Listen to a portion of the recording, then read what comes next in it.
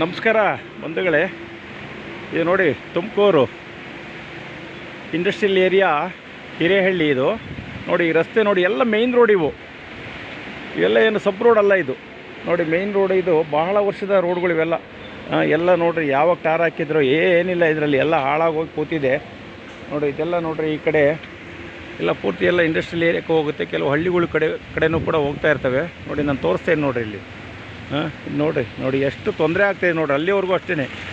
ಇನ್ನೊಂದು ಪರ್ಲಾಂಗ್ ಹೋದರೆ ನಾವು ರಸ್ತೆ ದಾಟ್ತೀವಿ. ಆ ಕಡೆ ಹೋದರೆ ನೋಡಿ ನಾನು ತೋರಿಸ್ತಾ ಇದ್ದೀನಿ ನೋಡಿರಿ. ಇಲ್ಲೆಲ್ಲ ಎಷ್ಟೊಂದು ಕಷ್ಟದಿಂದ ಬರ್ತೇವೆ ನೋಡಿ ಜನಗಳೆಲ್ಲವ.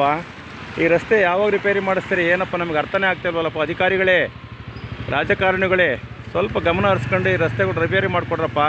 ಸಾರ್ವಜನಿಕರಿಗೆ ಎಷ್ಟೊಂದು ತೊಂದರೆ ಆಗ್ತಾಯಿದೆ ನೋಡಿರಿ. ದಯಮಾಡಿ ಇದೊಂದು ಕೆಲಸ ಮಾಡಿಕೊಡಿ.